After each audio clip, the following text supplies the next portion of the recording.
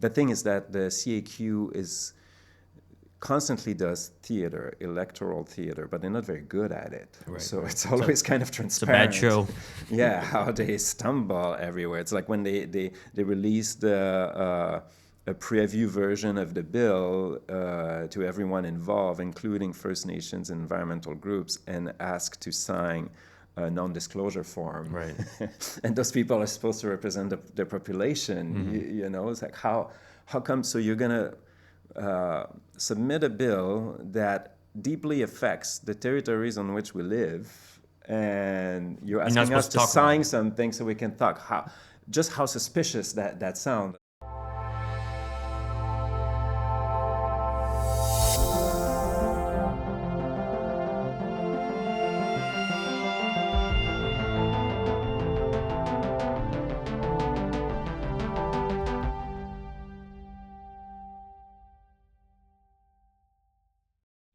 Hi everyone, I'm Kalden Dhatsenpa, and you are now watching or listening to Local 514. Big news item recently, Bill 97, the act to modernize the forestry regime here in Quebec has been suspended, retracted. What's the word for it exactly? Scrapped, canceled. Scrapped, canceled, thrown out, maybe not. We'll see. I've been following this for quite some time now. It's kind of building up to be, in my opinion, one of the biggest kind of developments of the year. There's a lot sort of like layering onto this kind of news item where it was like you had Indigenous resistance, you had this massive kind of overhaul to what is one of Quebec's major industries. But then you also had massive resistance, against, I mentioned Indigenous resistance as well as from environmental groups, unions. It was kind of setting up to be a real big battle. And now it seems to be, for the moment, off the table, but maybe not. Maybe we should still be kind of concerned about it. So today, I am speaking to our guest, Nicolas Renaud, assistant professor in First People Studies at the School of Community and Public Affairs. Thank you for coming on. Thanks for having me. Of course. So I brought you on because I attended a talk by you a few months ago on the bill, on its background. And, there's a lot about that conversation, about that talk that I really enjoyed. That I thought was very informative of why we are where we are right now, because it's like, why are we trying to modernize the forestry regime? What parts of it are sort of old or antiquated. And it's interesting to see how the CAC government, is sort of imagining a revival of the industry of sorts. But before that, what do you make of this news about the bill being scrapped or brought off the table? Yeah, well, it's a win for a short moment. It's a win of a kind of first battle. That's what people were asking mostly. The recent statements released by the Assembly of First Nations of Quebec and Labrador, co-signed by union leaders, environmental groups, asked that the bill would just be pulled off, that it's not brought back to Parliament for voting or debating or negotiating amendments, to just cancel it, start over a new forestry plan. That's what most people opposed to the bill wanted. They were more moderate, compromising entities who were okay with negotiating some tweaking here and there, but in general, people who oppose the bill for the right reasons, which are environmental reasons, economic reasons, and First Nations rights reasons, they wanted it to be just canceled and started over. So it is a good news in that sense. The government just had no choice. There was no... The opposition was kind of unanimous. There was no political game to play who against who if you're alone. No, of course. Especially, I feel like at this stage of like the CAC's tenure, where they're like, I think François Legault right now is like currently the least popular premier of all of across provinces Canada, and this was, it was gonna be an incredible like massive alliance against the CAC government. So it seems to be maybe the smart move for them to pull it out, as well as the moral move to pull it out. Yeah, but it is also a smart move for them while keeping their main objectives in sight, probably, you know, because we cannot believe that the kind of ideological backbone of the bill will change. So it is just strategically at this point, it just made no sense to keep pushing it, to keep making it the specific like Trojan horse of that ideology. But they'll switch to another one. This government and likely other governments, you know, the forest is like in Quebec is like oil in Alberta. Right. Politicians just don't say and do whatever they want without consequences at other levels than representing people as they should. So it's not tomorrow that the Quebec government is going to start listening to scientists or respecting First Nations' perspective on the forest. But for now, it is good. Publicly, they will state that they need to do better consultation with First Nations, which was one of the big issues, and that it should be more collaborative with everyone who cares and has interest in the forest, which they claimed they would do in the first place and never did. Everyone agrees, that's one of the issues, everyone agrees that the consultation process was theater. So Just a check mark. Yeah.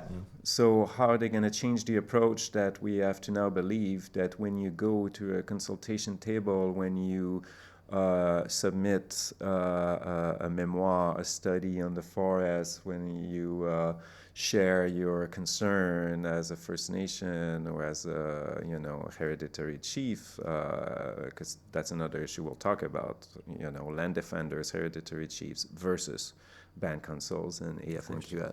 But what trust can you have when you've gone through that process already? None of what you said reached the ear of anyone working on that bill. And suddenly they say we'll do better consultation. So, I mean, it is the right thing to just stop that absurd process. The thing is that the CAQ constantly does theater, electoral theater, but they're not very good at it. So it's always kind of transparent. It's a bad show. Yeah, how they stumble everywhere. It's like when they released a preview version of the bill to everyone involved, including First Nations and environmental groups, and asked to sign a non-disclosure form. Right. And those people are supposed to represent the population. You know, it's like how come? So you're gonna submit a bill that deeply affects the territories on which we live, and you're asking us to sign something so we can talk. How suspicious that sounds. That's what I mean by that's one example among many. That's what I mean by the fact that even in theater, they're not very good at it. Right, yeah. So we'll see how that plays out. So. You talked a bit about the ideology behind this. And I just want to clarify, do you mean the ideology behind the CAC or behind the powers that are pushing for this kind of bill? Like from Both. The forestry industry. Okay, sure. Both. I think the CAC as a right-wing populist government is a good foot soldier for the ideology that drives that kind of policy. Sure. They fully embrace this idea that capitalism remains the only solution to everything in the world. Their constant acquaintance with far-right discourses against the woke, against environmental concerns, against any allusions to colonialism or racism. I mean, shows where what they think of these kinds of ideas that don't align with their goal. Yet, Bill 97 and the way they went about it is really textbook colonialism. Right, of course.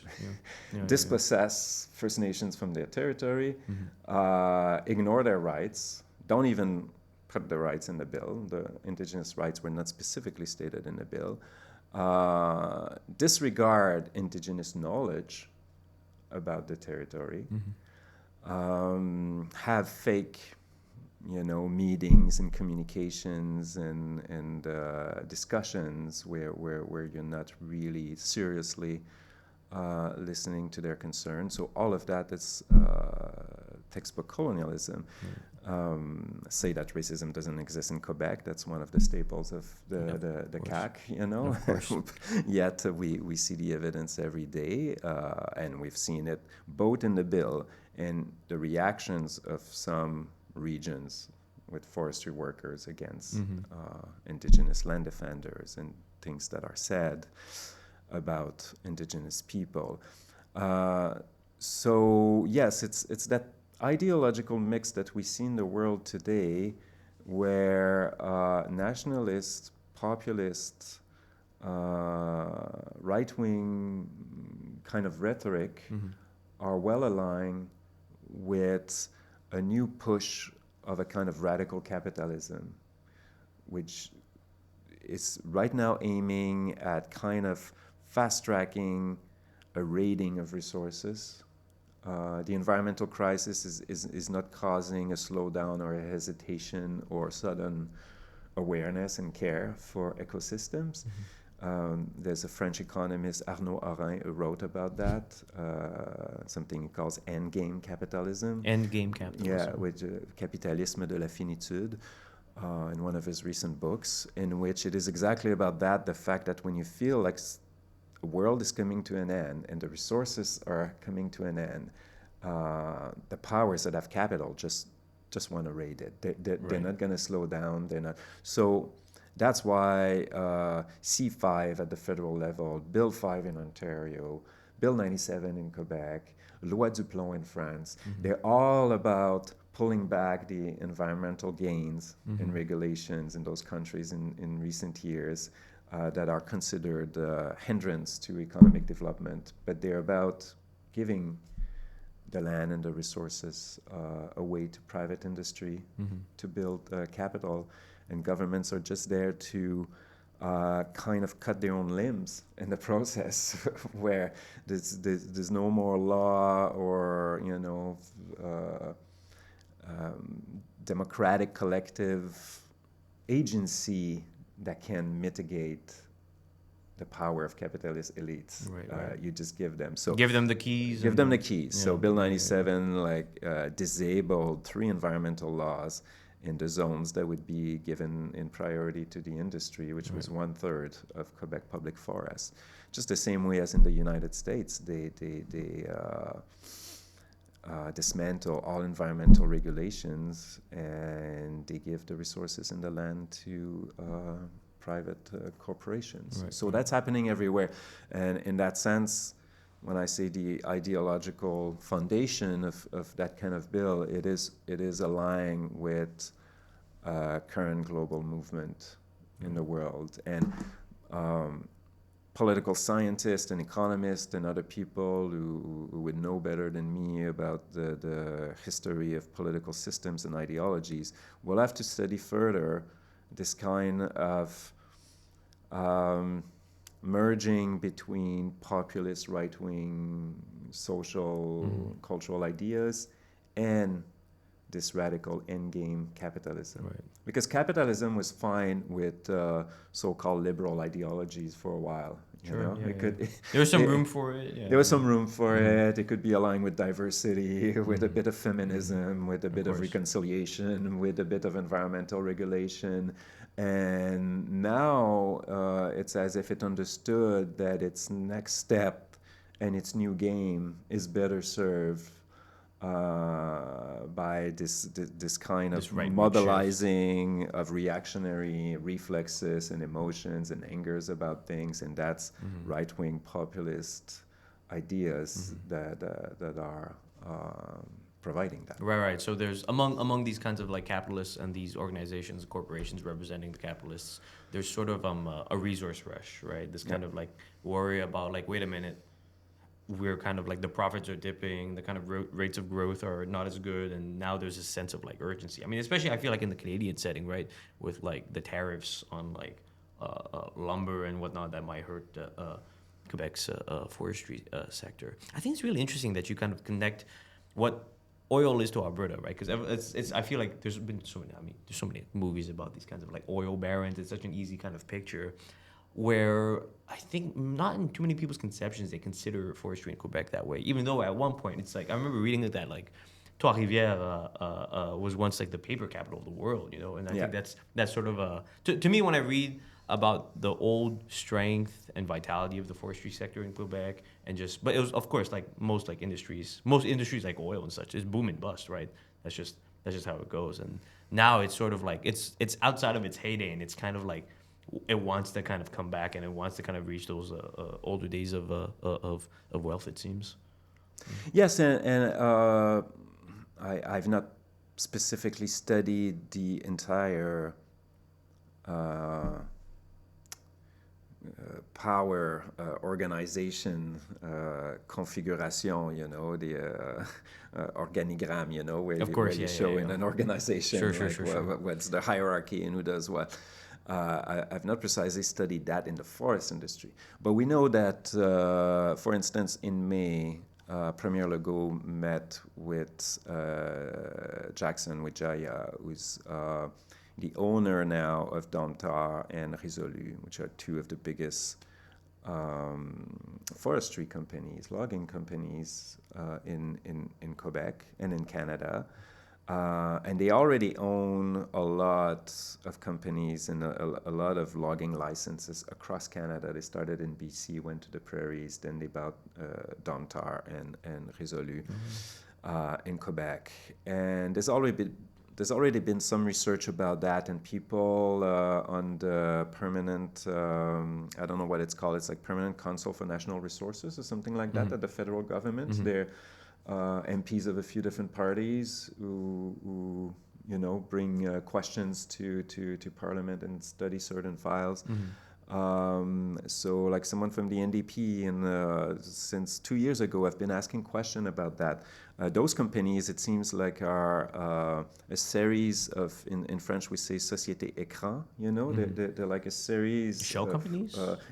series of screens in front of a bigger entity behind, so it doesn't look like a monopoly. Right, of course. And but we know that that family who owns now Renaud and Dhatsenpa, it's Asia Pulp and Paper that's behind it, which is one company of Sinarmas, which is a huge multinational based in Indonesia. One of their main client is China for all kinds of resources. But these people, they shaved entire areas of Indonesia and violently pushed people from villages so they could take the land.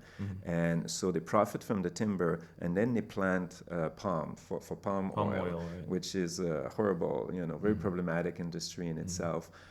Big monoculture. Yeah. Big monoculture, environmentally catastrophic. They also on the side run ad campaigns about special funds to save wildlife. So to save a certain tiger of Asia, and they'll give some money to that and make very slick videos about locals who are very dedicated to saving the tiger. So just to show, you know, what kind of companies, what kind of powers are behind that. These people, when it's not timber, it's going to be something else. It's palm oil or something else. They're just holding capital. They're part of these few multinationals that are fueling capitalism. They hold capital. They can move it. And in the end, it's always based on resources. Of course, you need resources to renew that and boost that. So to close that long parenthesis, the fact that a few days after bringing Bill 97 to Parliament, late April 2025, who does Premier Legault meet with? The head of Dhatsenpa, Renaud, which is Asia Pulp and Paper. So what kind of conversations do they have, you know? Is it about First Nations rights on its Kamek and Innu territory? Is it about the woodland caribou, which has lost 70 to 90% of its habitat, where the herds are the most endangered, with only a couple dozens of individuals left? No. And these should be at the center of any policy on forestry.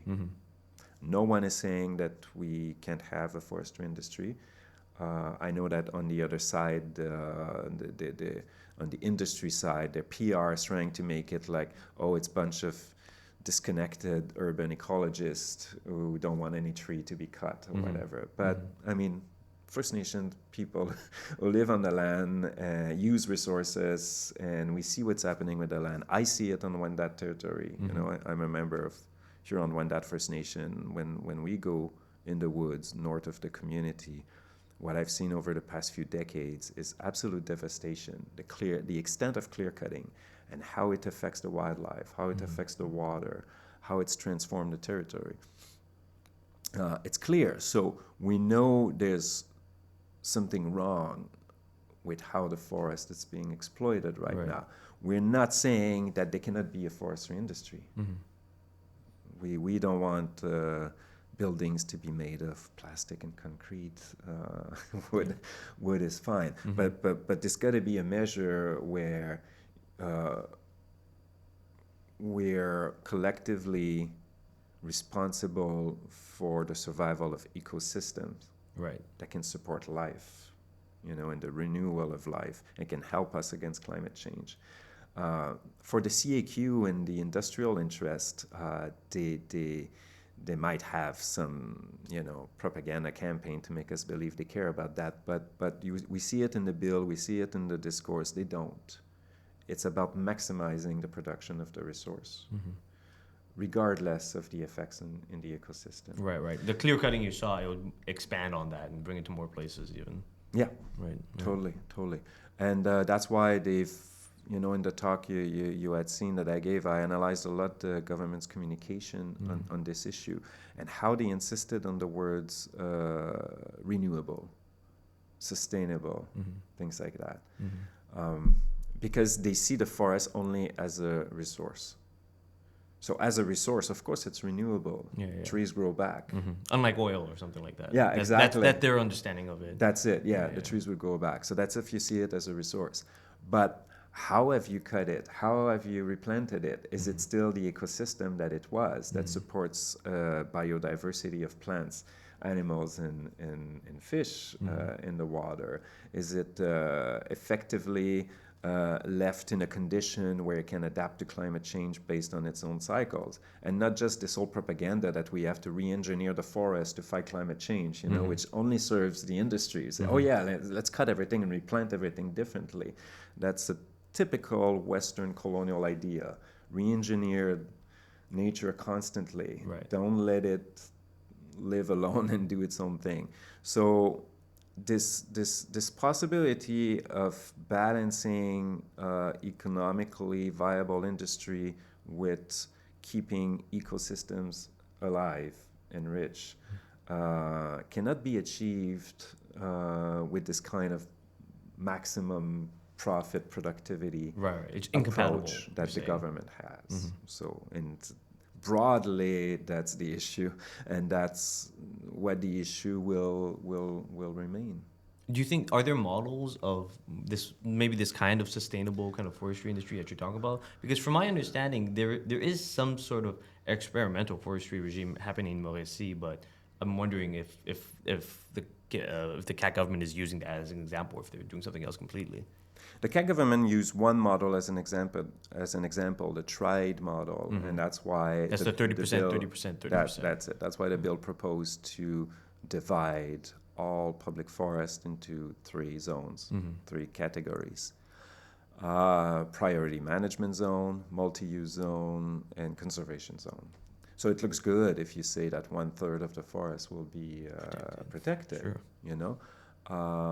But if the other 2/3 are completely destroyed, what does that leave? What's the effect of that on the 1/3 that you protect? First of all, there's not 1/3 of natural forest left in Quebec. It's all been cut and regrows or planted or waiting to regrow. And how do you conciliate? I say 2/3 because the multi-use zone is business as usual, as it is right now. We can go in the woods, but the industry do whatever they want, and it's a lot of clear cutting. what was new is the 1/3 that is reserved to the industry. We can't even go anymore. Right. That's what outrage even the Québécois, who enjoy going in the forest and outfitters and parks and all these people, environmental groups and everything. So how do these 2/3 handed to the industry can be reconciled with Indigenous rights? Mm-hmm. Most of Quebec is unceded land. Of course, yeah. So that was one big issue. So that was one model that they took, but it's doing what they want with the model. Mm-hmm. The model itself can be questioned. So I'm not a specialist, but I know there's been a lot of talk about how it's just because the CAC perverted the triad model, which was a good experimental model, and scientists who led those experiments in Mauricie and elsewhere have said, we never said it was 3 equal parts. Right. Conservation should be larger than what is exploited. That would be a long conversation, but from a non-natural science perspective, from a political, cultural, and Indigenous perspective, I would say regardless of how the government misunderstood or used or distorted your model, what is your research question? Mm-hmm. It seems like the research question was still on those models, how to maximize production of the forest. Mm-hmm. Then what is the cultural ideological foundation of this idea of dividing the land? So even though scientists who worked on the triad system model will say, well, the government is perverting it or distorting it or misunderstanding it, I would still ask, and people will ask, from a broader political, philosophical, cultural perspective, isn't it still a very Western and colonial idea from the start to divide the land into categories? Mm-hmm. And to have a kind of hierarchy between those parts. And it's like both of them, you have these two examples, right? Like, let's say like this, the example that they're trying to, that they're perverting, right? The ones the scientists are developing. You're saying this is still, even though it's maybe like the CAC one is a perversion of it that everyone was against, this initial idea is still this sort of like, there still should be some question to it. Exactly. On how it's still a division of the land. It's still this kind of like Western thing of like, all right, how can we split the land up in a way that's like, productive, manageable, good for scientists and stuff like that, where this underlying question is sort of like, well, it's all sort of on unceded. It's all unceded land, and in terms of ecological thinking, if we want to rather base our approach on Indigenous teachings, we need to conceive of and renew our relationship with the entirety of the territory. Right. And all that lives on it. Mm-hmm. And this idea of dividing it rather creates the mindset where it's like, okay, good, we've protected this part here. It's free game outside, mm-hmm. So you're never thinking about defining a balanced relationship with the entirety mm-hmm. of the land. Mm-hmm. And Indigenous people use resources. It's not like they just hug trees and don't use them. It's not like they don't kill animals and fish and everything. It's about having a balanced relationship with everything on the land. So there's already such a clash of worldviews, we could say, behind some of these models. Mm-hmm. And whether the government misunderstood or distorted the concept of the triad or not, it's obviously one that served them well. So beyond that, I'm not a specialist of forestry models. Sure. We would have to talk to, I'm interested in knowing more about it. We'd have to talk more to forestry biologists and people who've worked on these questions, but they are alternatives. They are mm-hmm. other alternatives. Mm-hmm. There's partial logging of larger areas mm-hmm. instead of clear cutting, to leave a lot of seed trees. Mm-hmm. You leave big trees that help regeneration. There's models in which there is intensive logging, but very concentrated closer to where the sawmills are. Sure. Instead of like extending it everywhere and building more roads deep into the forest and leaving a bit here but clear cutting there and then a bit here and clear cutting there.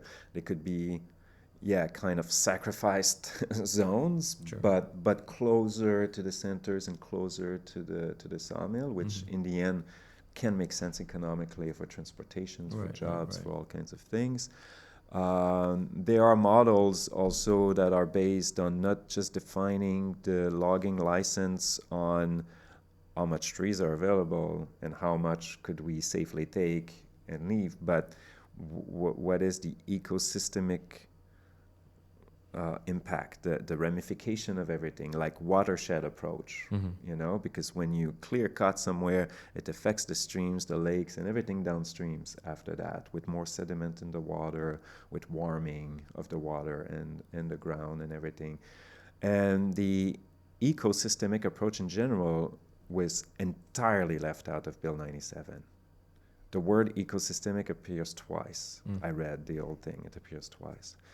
The word caribou shows not a single time, not once, and I think 69 pages of the bill. So this ecosystemic approach where you're like, well, it's not just about the quantity of trees and how abstractly we decide, taking 1/3 or 2/3 is good. No, it's like, well, in certain areas and for particular consequences on water, on a particular species that's struggling because of lack of habitat. Like all of that has to be taken into consideration in how you draw on the map the areas that can be logged and how much.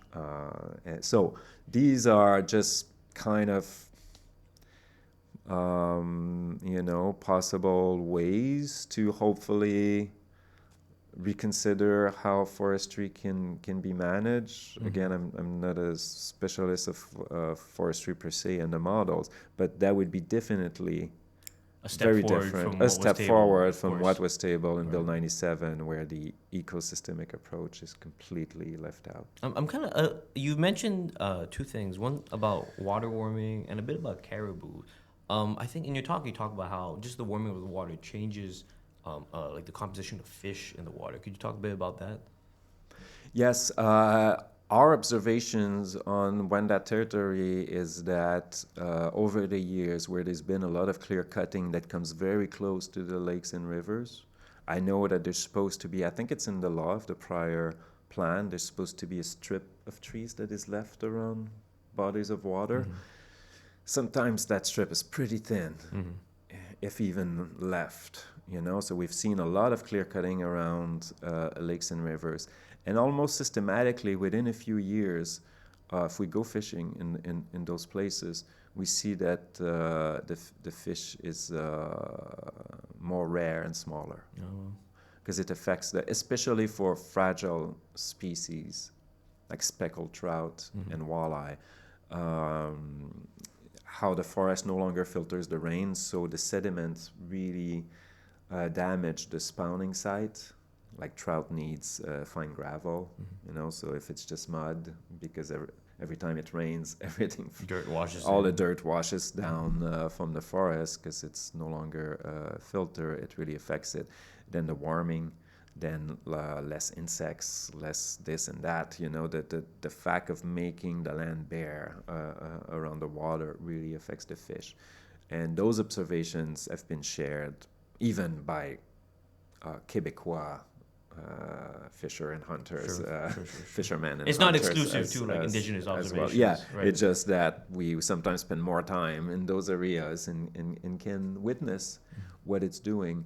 There have been studies too of how one was, I forget the name of the researcher, but I'm sure it can be found. It's about the effect of global warming on Atlantic salmon, especially in some shallow river. I forget if it was Saguenay or Gaspésie, where there are more, shallow mountain rivers that Atlantic salmon swims into for spawning, return to. That's where they're born. They return to those rivers for spawning.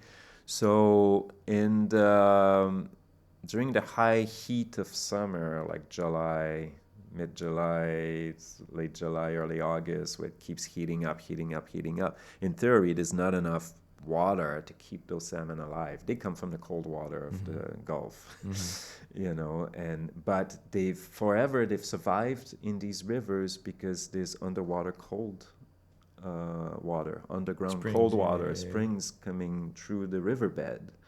Like in many places, you know, in this region of America, you'll have cold water sources coming from underground, and they call that thermal refuge for the fish. So even if the water is shallow and the sun is beating it, they survive by hanging out in those pools. It's like a little AC.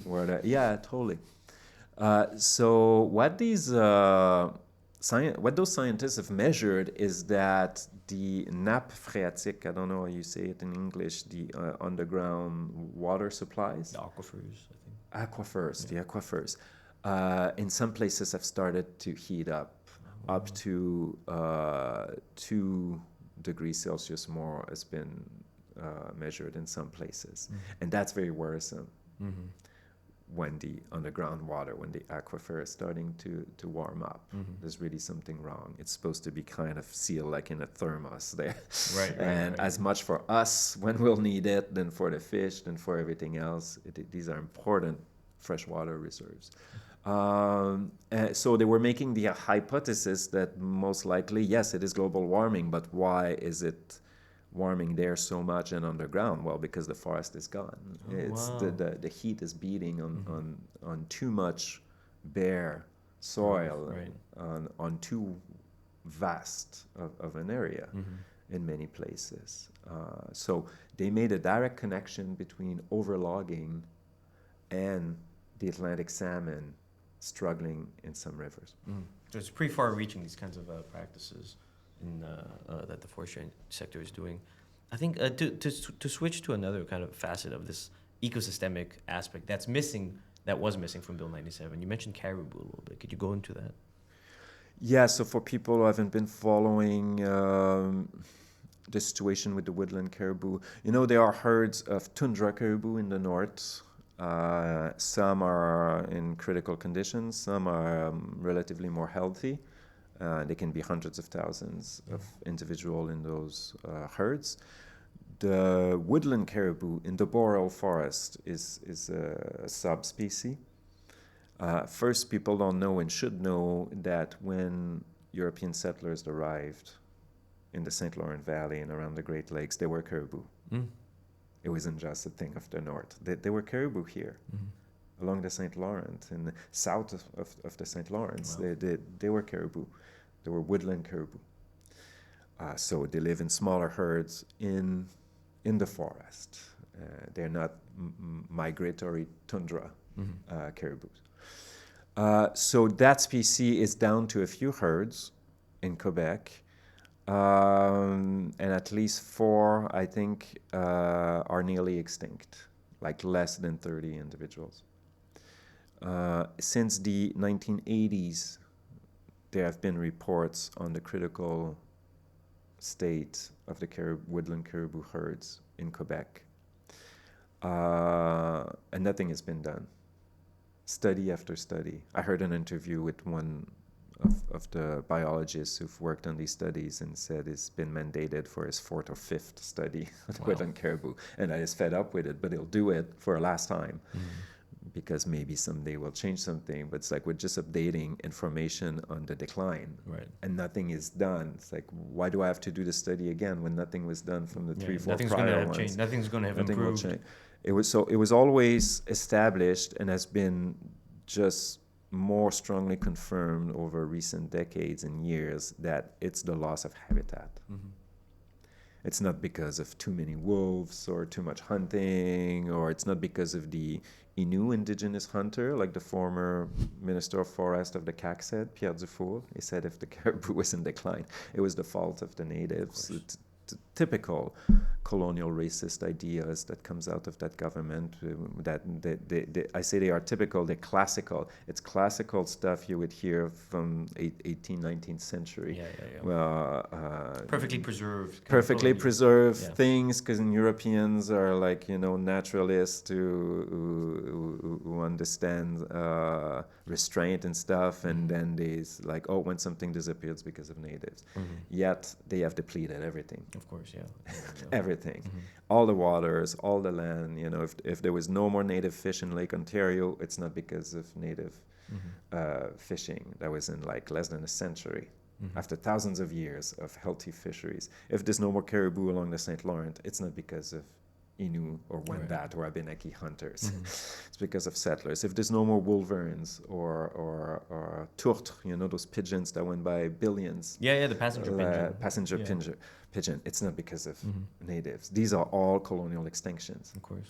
But it's a classic thing to have this shifting idea of Indigenous people as either noble and close to nature or savages out of control who destroy, and whichever is convenient for the moment, you resort to one of those images. So, sorry, I go on long tangents and parentheses, but you were asking about the caribou in the situation, and I was saying there are studies since the 80s. It's been proven that it is the loss of habitat, the cause of it. Right. They need old growth forests. They need conifers, mature conifers forests, spruce, pine, larch, fir, those kinds of trees, and that typical northern boreal forest look, with moss and lichen on branches and stuff. That's the habitat of the woodland caribou. And that's what's being heavily logged, excessively logged. So to recap, a short version of what happened in the last few years, it's been 6 years that, over 6 years maybe, that the woodland caribou in Quebec is officially an endangered species in the federal government registry of endangered threatened species. I don't know how many years that's been, but it's been at least 6 or 7 years that, because the animal is on that list, it's asking the Quebec government to protect its habitat. So that's why Minister Guilbeault, last year, when he was federal environment minister, said that he could impose an executive order based on the law on threatened species that would halt logging in the woodland caribou habitat. And the Quebec government, for those who haven't followed that story, vigorously opposed that idea. They managed to create another federal provincial fight script. Right, of course. One of their favorite scenario, one of their favorite mise en scène. It's like the evil federal government infringing on Quebec's sovereign rights and everything. All of that on the back of a species vanishing. And say the federal government and bunch of people working in the forestry industry were going to lose their jobs. So there was a whole hate campaign against Minister Guilbeault to say that he was going to make villages disappear in Quebec regions. So all of that, why? Because Quebec does not want to impose any restriction to logging in the habitat of a threatened species. That's pretty much what the caribou issue is about. It's quite symbolic of the whole issue of the forest. No, of course. I mean, that's one of the things I thought was there's so many things being layered, so many different kind of like political narratives, projects kind of coming into contact with this bill, and that's to me the thing about the caribou is so interesting, because I think you mentioned this one thing about Quebec for Quebecers, not the caribou. Oh yeah. And I think to me it's incredible, because here you have this thing that's like, I mean, this bill, the things the bill covers, right, affects so many different facets of like life in Quebec for Quebecers, for Indigenous peoples, for the forestry workers, right? It's interesting seeing all these things kind of come into contact over this one bill. So I guess if Bill 97 were to have been tabled and then passed, then there's an even bigger threat, right, to caribou and to their habitats. We're touching on it briefly right now. We mentioned, I think, we were talking before about, like, say, the forces, the ideological forces behind the CAC, right? We kind of mentioned it through things like the forestry that's, let's say, in this scenario, the people, the demographics, whatever populations that would support this bill. Like, I want you, I just want to talk about them a little more, like, what do you think is, like, going on there? Why is it that they resort to this kind of, like, right wing populism of the CAC? Why is there this kind of big desire to really give the keys completely to the forestry industry? Yeah, that's an important, complex question. I mean, Yeah. I mean, how I don't know does how much. capitalism sustain itself while it is obvious and objectively unsustainable? It is causing the collapse of ecosystem and growing inequalities. I find in even society. So it's not even like an investment into their own industry, right? Because it would just kind of like it's just like it's like investing in the next boom, but then you absolutely know it's gonna, like, crash. that is why some unions started to co-sign letters with the Right. Yeah. FNQL Yeah. because they're not Yeah. convinced that it ensures their Job security. Right. their job security long term either. Yeah, that's a big question. I mean, I think that's why for now, in the current historical moment we're in globally, it does matter to understand how very divisive, simplistic, nationalist, populist ideas are so present jointly with the deregulation that allows capitalist interests to go forward in a new push. How does that happen? Or it's hard to say. But you mentioned one quote I gave. Of course, that was an odd case. An individual somewhere wrote that on some forum where I was arguing with people about the thing. But it encapsulated how some people are buying into it. So it was a perfect symbol of this toxic mix of nationalism, capitalism, anti-environmentalism, where the man ended up, like, writing with exclamation marks, Quebec to the Québécois, not to the caribou. Right. Yeah. The kind of sovereignist, nationalist slogan you would have decades ago about the English capital or of course. Which would be about church, immigrants, or it's about the English. and suddenly it's against the cat. So meaning, like, those woke left-wing ecologists, they want us to be more poor, and if we limit the forest industry, we won't have enough money. Everything has to be in making profit, making money, using resources to profit. Nothing is more than a source of profit. Right. There's no ecosystem, there's no other forms of life, there's no other culture. Just, so what has happened that the human mind in some culture in our time can be reduced to that, that nothing in the world can be anything else than money, or else it's worth nothing. It's worth nothing preserving a species that nature has taken, hundreds of thousands or tens of thousands of years to create, and ecosystems that have taken tens of thousands of years to create.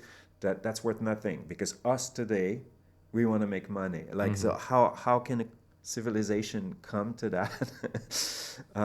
That's what is scary. Of course. And that's one question to ask. But I think we're not asking enough those questions about culture, ideology. I would even say psychology. Right. The best analysis of capitalism and how much nonsense it has become, because infinite growth on a finite planet, at some point it is a nonsense. So the math doesn't work. We'll have to face that. So the best analysis of that are actually really leaning the ones I know anyway, from philosophers, economists, essay authors of different kinds, they really lean into psychology and psychoanalysis. Whether the famous, is it Fisher? This book on capitalism. Mark Fisher? I think so. Capitalist realism. Yeah, Mark like Fisher. that. Irish essayist. Fisher, the older theories of Walter Benjamin, saying capitalism is a religion, and the approach that school of German and Jewish philosophers had on capitalism in the 20s, 30s. Newer books, and the ones by some Indigenous authors as well. So they have this psychological, psychoanalytical tone into what are the forces that shapes the psyche, right, into buying into that system and defending it and believing in it, and most importantly, as Fisher shows, seeing nothing beyond it. It's not even conceivable that another world can exist. Right. It's not even conceivable. It's more like, the quotes, was it the one he cites is, it's easier to imagine the end of the world than the end of capitalism. Exactly, right? Exactly. Yeah.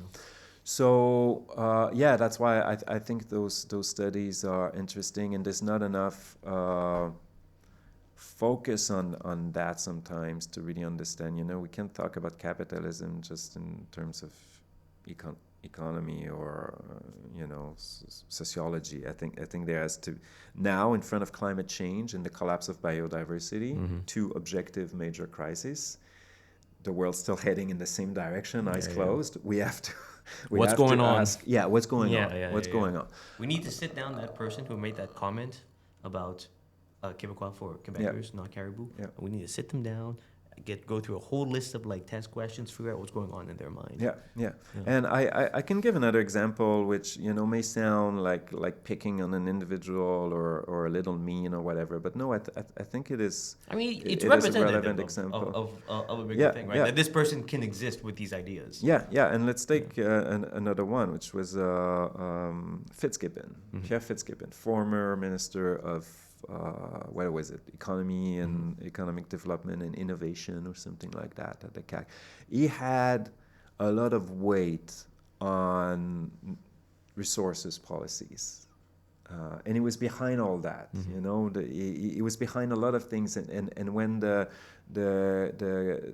threat of an executive order on the caribou was looming, he visited Côte-Nord and Lac-Saint-Jean and those regions, and it was just there in the margin, but having a lot of influence. He's a former vice president of Domtar, one of the biggest logging companies in Quebec.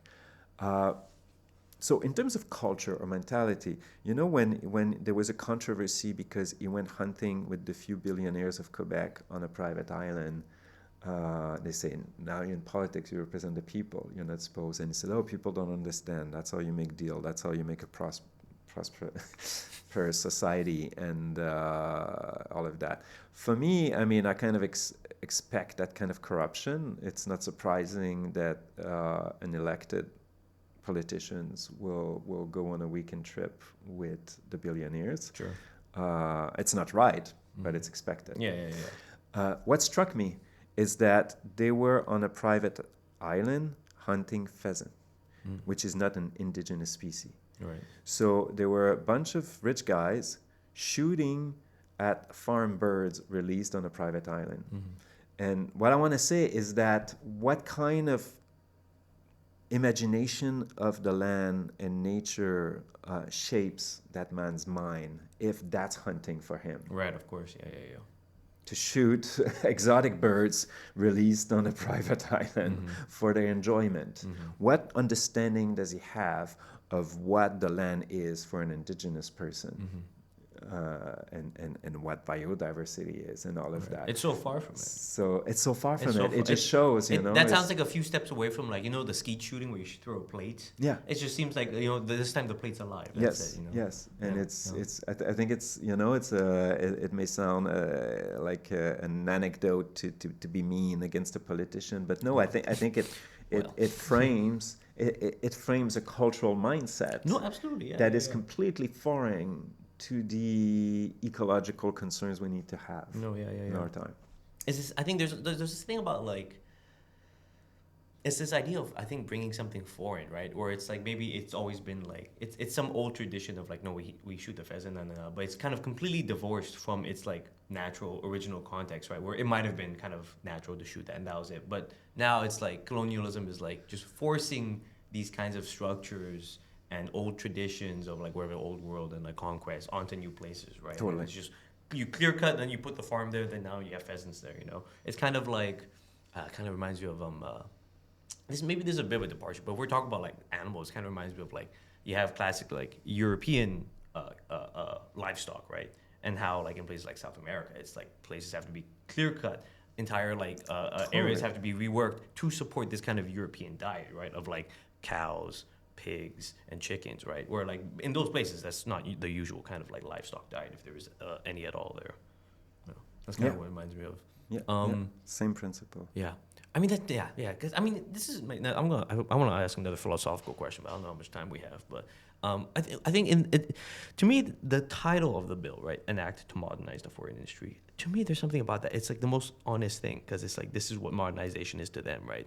This is the project of modernization, which was set to be completely handing the keys over to this industry. Yeah. I'm kind of I guess I'll toss that loosely to you. But what do you think of modernization in the eyes of the CAC and the proponents of this bill?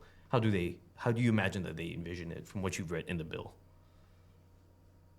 You know, expected increase of volumes of timber were not quantified in the bill, but that's the goal.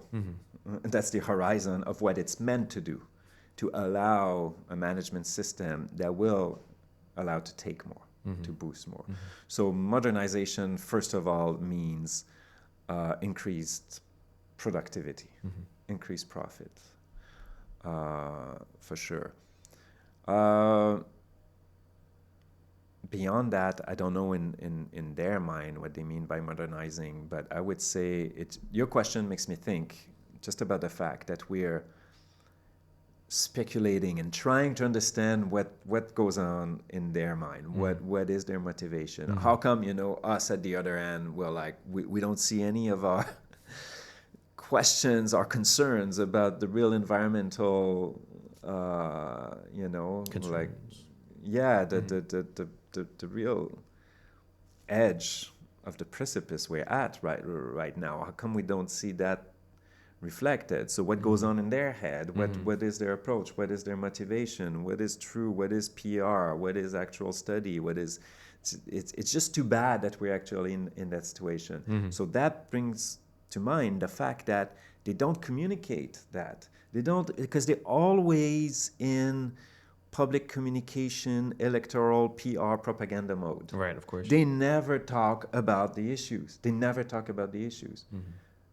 For the previous years that they were drafting Bill 97, did they inform us about the health of the boreal ecosystem, like the actual situation in the forest, how the economy of forestry goes, like the actual data of jobs and everything? No, they ran an ad campaign on Quebec TV, radio, and YouTube to paint a positive picture of the forestry industry, co-sponsored by private interests and by the government.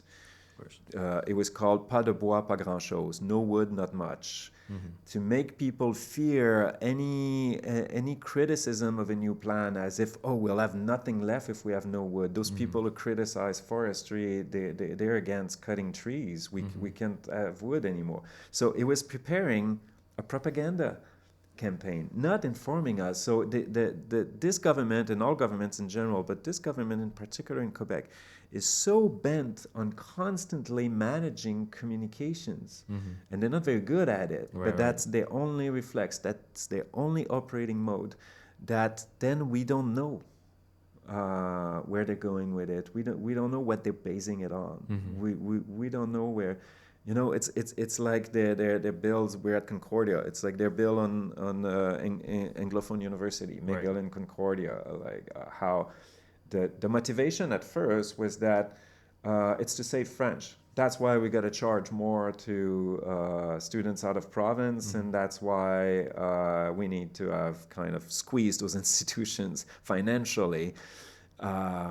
It's to say French, too much English and this and that, which first of all is pretty small-minded. I mean, all large cities in the world can have English-speaking universities. I'm francophone. I'm part native. I don't care that I have to work in English. It puts me in touch with other people.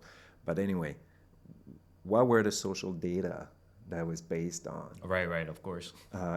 Everything they do is that, you know what I mean? Yeah. Everything they do is a campaign managing perception. We never have a clear discussion with that government, with what political power has become. Like, it's always in the sphere of PR and propaganda and managing perception, you know, and we know that they pay a lot of money to private firms to advise to them how to communicate on everything, you know, whether it's McKinsey or one of these other firms. So even whatever blockades or protest we organize against Bill 97 or against something else, these are data that go in the software of McKinsey or another firm to tell the government feedback how to respond to that. We're in that loop where we don't talk. True speech has become impossible in our time. So on understanding what they mean by modernization or where they want to go with that, it's really hard. We can just observe how everything is managed that way. I had an example I wanted to mention about that, is how we've heard politicians of different parties, of different levels, Bloc Québécois, the federal, being against the executive order to protect the caribou. Of course, yeah. Local mayors, CAQ representative, industry representatives, all at that line at some point against people who opposed Bill 97, where, these are des rats des villes, urban rats. They kept insisting on that dichotomy, that division between people of the regions who know the reality of the land and the forest, and people who oppose it are necessarily these kind of left-leaning urban ecologists who don't really understand. Who are disconnected. Who are disconnected. Right, of course, they are leaving First Nations out of that because First Nations oppose it, and so First Nations don't even exist in that. Right. So but after I heard it for like the third and fourth time, I'm like, that's a prescribed line somewhere from above, from whoever's that serves the populist agenda they have. Of course. That is, create division. So now it's between the regions and the city. Make people of the regions feel like, these disconnected urban people are threatening our jobs. The wokes.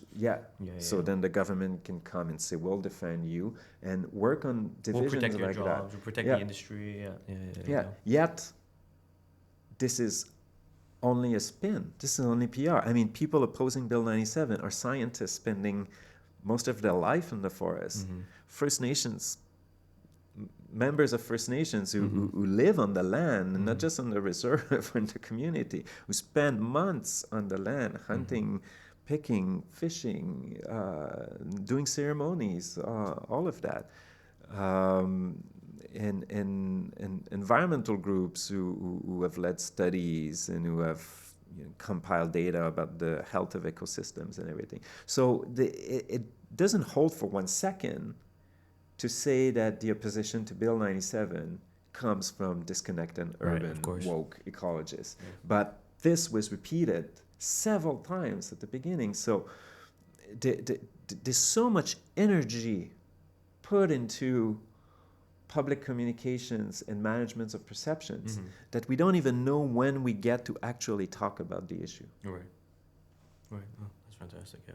Now you really see, I guess, the consent, I guess, that's trying to be manufactured, right, for something like Bill 97. It's fascinating to see. I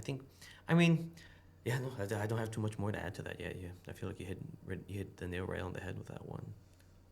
We're kind of closing in on the end of the segment, but I guess now that the bill is sort of off the table, what do you expect is next? Well, the blockades are not coming down. So land defenders right now in Haute-Mauricie, around Lac Saint-Jean, so at Quebec or Nero-Wissou territory, and Innu territory mostly. All First Nations are kind of allied against what was Bill 97, but land defenders, active groups that block the roads to logging trucks and machineries are still keeping the blockades on. So this creates a lot of tension in regions where some companies cannot operate and some people are not getting paid. And so we don't know what will happen with that. They have support from many people. Some may not agree with their way of approaching the issue, but right now, what are they supposed to do? Their fear is legitimate that even with, and maybe especially with Bill 97 being dropped, if they lift the blockades now, the forest could be raided with a vengeance tomorrow, So without an agreement and without being respected and heard, they're still there to protect the forest. Bill 97 was just one kind of extreme new threat that they had to fight, but they've been trying to oppose clear-cutting over-exploitation of their land for years now. It's not the first blockade like at Quebec territory, so they will remain. It's a hypothesis, but it's being discussed among a few people studying the situation that there's the hypothetical governance crisis in First Nations. Right. You mentioned before between hereditary chiefs and band Yes, councils. because the AFNQL that represents all band councils and official elected band councils, which are all creations of the Indian Act, yes, they do represent Indigenous population to some extent, but the way that they keep dismissing land defenders and hereditary chiefs, the way they kind of almost sometimes echo the Quebec government or certain right-wing media in making these people just rogue individuals who represent nobody. They're just these outlaws that decide, I'll protect the forest and I'll block the road. Radicals. Can only go so far. I mean, it's the land defenders do have support. Hereditary chiefs are sometimes very connected to the culture, the tradition, and they really know the land. And people do respect their wisdom and their knowledge. And on their sides, land defenders and hereditary chiefs say that band council should manage the reserve, but that people who've lived on the land and who have stewardship of it through a family lineage for hundreds and hundreds of years should have a word to say about what happens on the land. So if it continues that there's no more clear acknowledgement, support, respect from official governance entities of First Nations, like band councils and AFNQL, more official respect and recognition of land defenders and hereditary chiefs, there's a possible crisis of legitimacy for those entities. Right, Some believe, because it is not true that land defenders at this stage are just rogue individuals that don't listen to anyone and that no one supports. I'm not saying they have unanimous support in communities, but they have a lot of respect and support at this point from people and from non-Indigenous allies as well.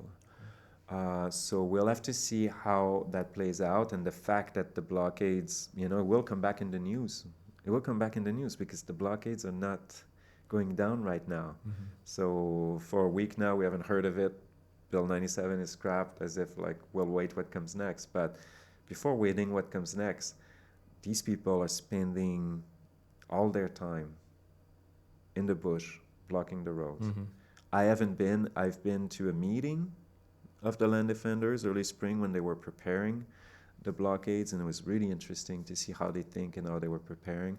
But we have a lot of students from Concordia, from UQAM, a lot of allies, a lot of other First Nations people who frequently go to the blockades to help and support them. And we have to, whether we agree or not with them, we have to respect their commitment and what they're doing. As someone told me, you know, when you see the parents, the grandmother, and the kids getting up at 6 to stand in front of a truck on a logging road, you realize what's at stake. Yeah. Incredible. Thank you so much, Nicolas Renaud, for joining the program to talk to me about Bill 97, its history, its potential afterlives, and your little take on what we can expect next. Thank you very much. Thanks for the great conversation. Thanks a lot. Of course. Thanks for listening, everyone.